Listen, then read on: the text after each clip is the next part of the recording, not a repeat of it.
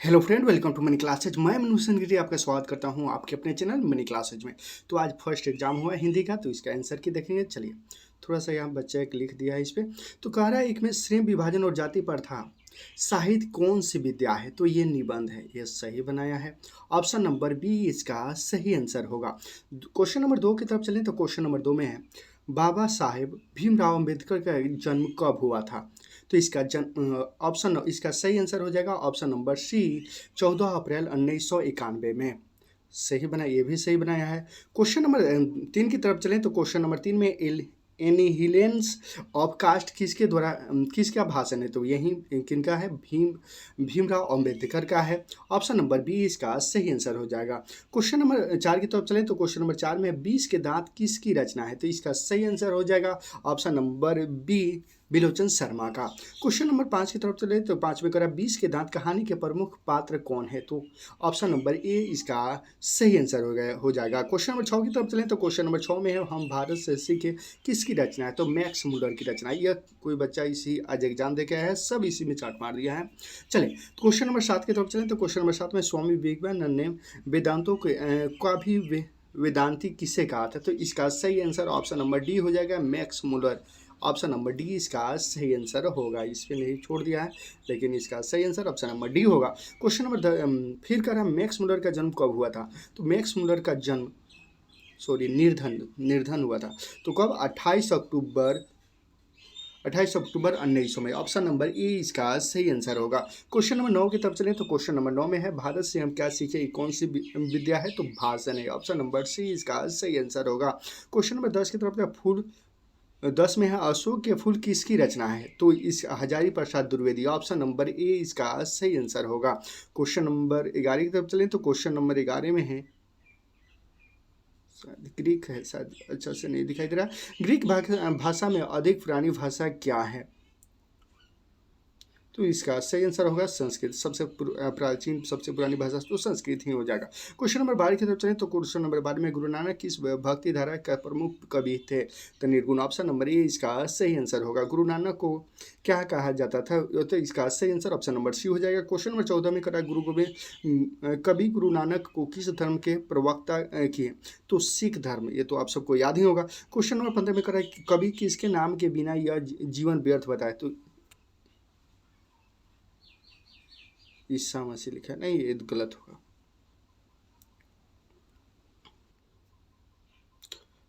तो question number 15 का सही आंसर हो जाएगा ऑप्शन नंबर ए। क्वेश्चन नंबर 16 की तरफ चलें तो क्वेश्चन नंबर 16 में गुरु नानक की रचनाएं संग्रह किस नाम से प्रसिद्ध है, तो ऑप्शन नंबर ए इसका सही आंसर होगा ऑप्शन नंबर ए। क्वेश्चन नंबर 17 की तरफ चलें तो क्वेश्चन नंबर 17 जो फ्रेश नहीं दिख रहा है,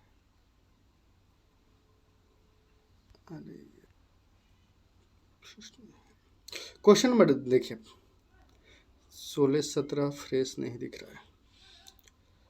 21 की तरफ चले तो 21 में वर्ण कितने प्रकार के होते हैं, तो आप लोगों को याद ही होगा वर्ण दो होते हैं, दो प्रकार के होते हैं, स्वर वर्ण और व्यंजन वर्ण। क्वेश्चन नंबर 22 के अ किस प्रकार का वर्ण है, तो स्वर है, स्वर जैसे अ के ये तो स्वर वर्ण।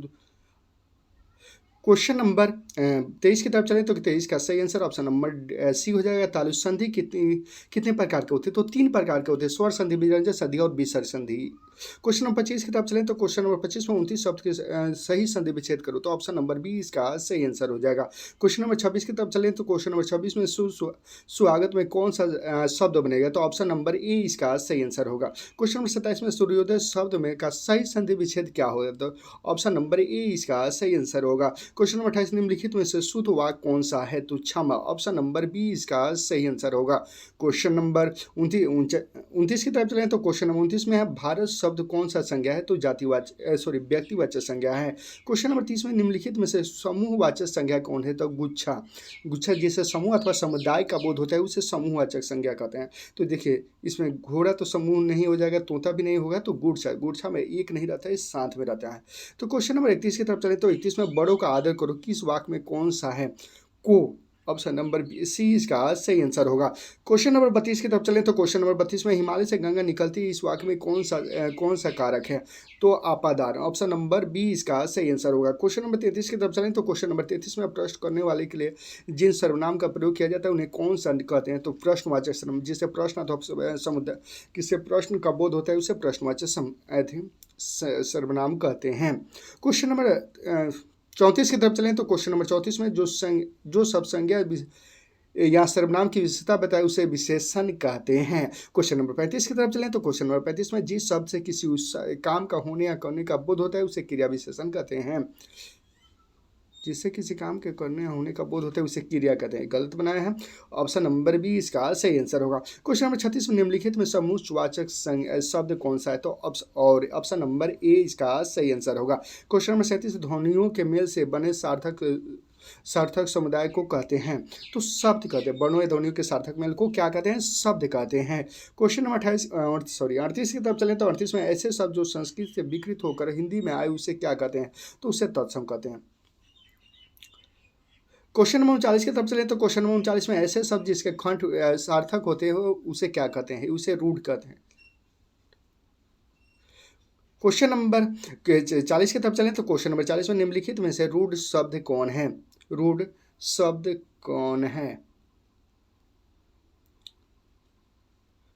तो इसका सही आंसर होगा option number A Pankaj, sorry option number B Pankaj.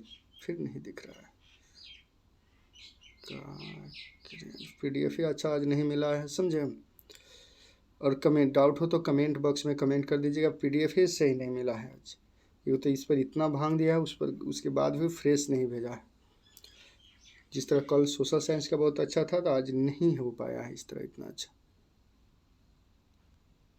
आप कमेंट बॉक्स में कर दीजिए, कमेंट कर दीजिएगा, जो भी क्वेश्चन छोटा हुआ उसका कमेंट कर दीजिए, उसके आंसर हम बता